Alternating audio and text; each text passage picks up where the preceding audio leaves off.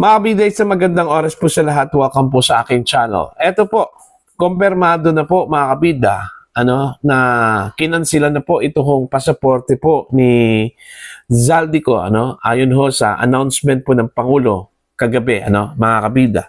Eto, babasahin ko lang po itong article ng Ang Batas PH. Ang sabi po dito, Zaldico's passport cancelled.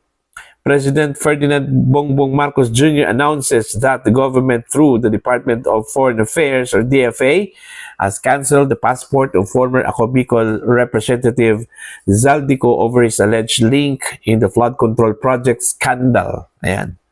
President Marcos said he directed the DFA and the Philippine National Police to coordinate with Philippine embassies worldwide to prevent Ko from fleeing abroad.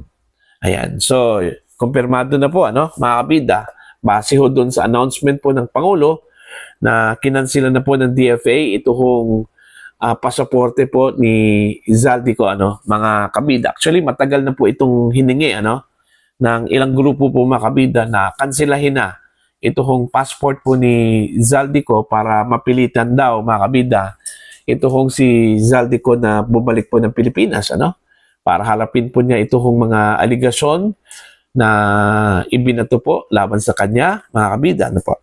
Okay? Now, talaga bang kinansila po ang pasaporte po ni Zaldico, mga kabida? Ano po yung basis doon ho sa pagkansila, Kasi po, ayon po sa batas po natin, mga kabida, maaari lang pong kansilahin itong pasaporte ng isang Pilipino na nasa abroad, okay, kung meron po siyang sapat na basihan, o sapat na basihan ang gobyerno para kansilahin po. Okay? Unang-una, kailangan meron pong kaso po, mga kabida. Ito hong si Zaldico. Okay? And then, yung question, meron bang kaso si Zaldico? Okay? Meron.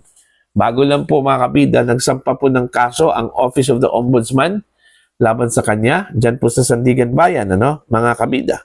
So, dun pa lang, meron na pong batayan, mga kabida. Pero hindi ho nagtatapos dyan.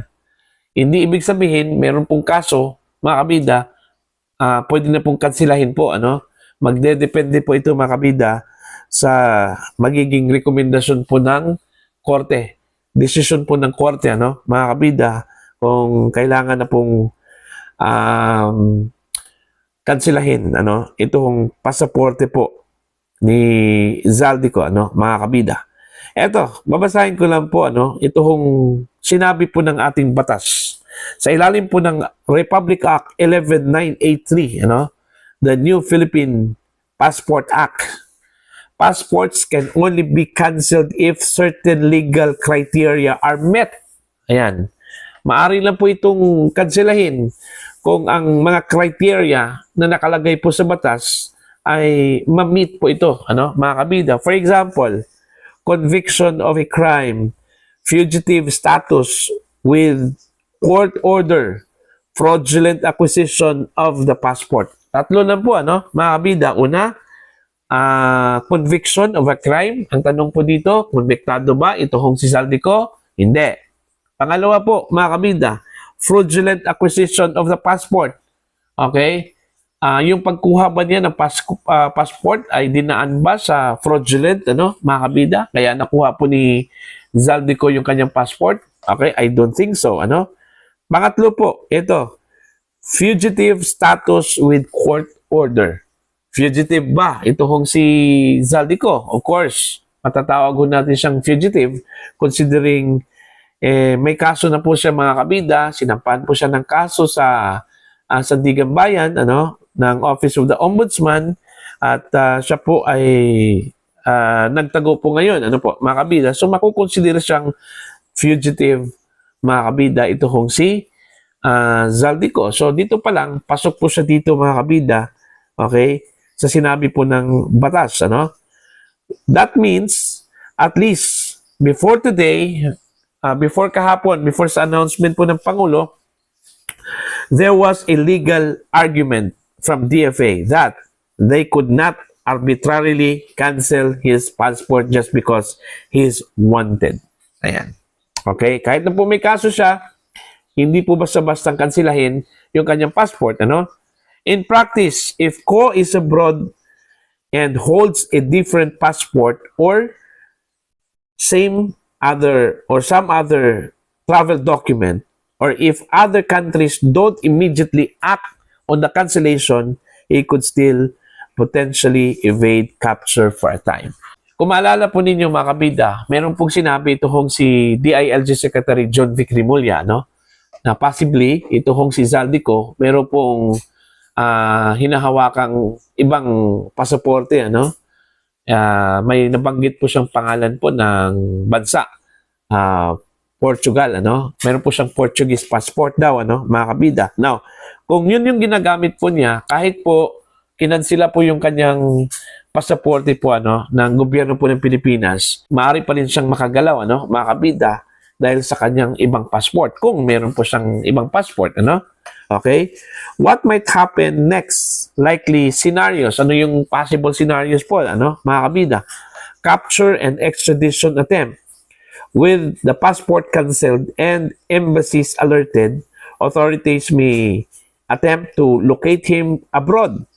If found and if there is cooperation from host country, meaning yung bansa kung saan andun po ngayon, ano, si Zaldico, ano, makabida, Ko could be deported or extradited to the Philippines to face charges. Okay?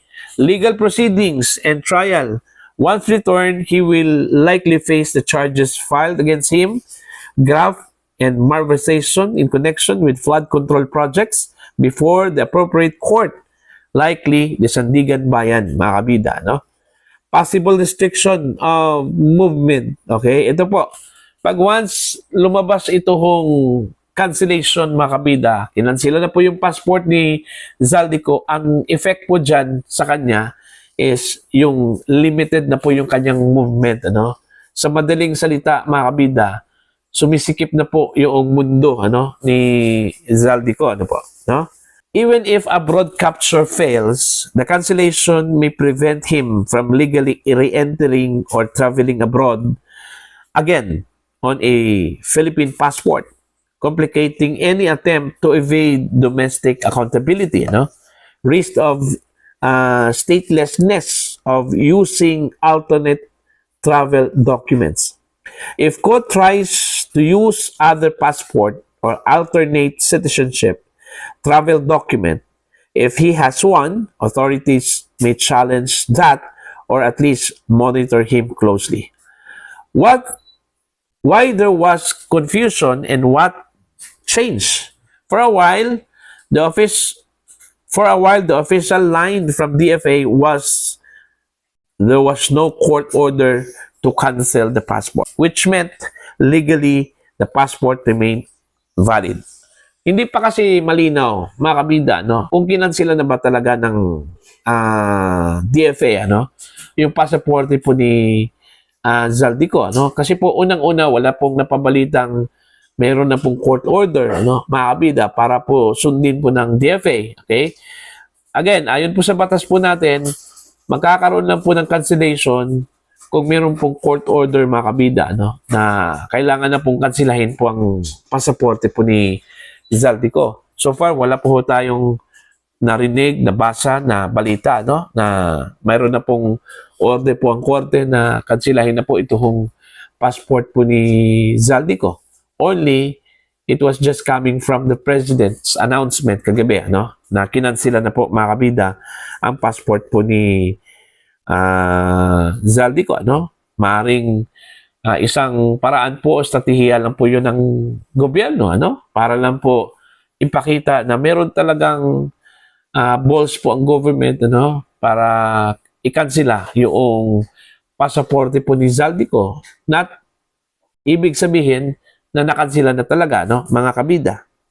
Now, abangan na lang po natin sa mga reports, okay, later, kung officially kinansila na ba ito, mga kabida, no? Maaari lang po itong mangyari, okay, kung na-meet yung legal requirements, ano, yung nabanggit ko po kanina, mga kabida, ano po, isa po doon, kailangan ma-meet, okay, bago po tuluyang kansilahin po ng Department of Foreign Affairs yung pasaporte po ni Zaldico, mga kabida.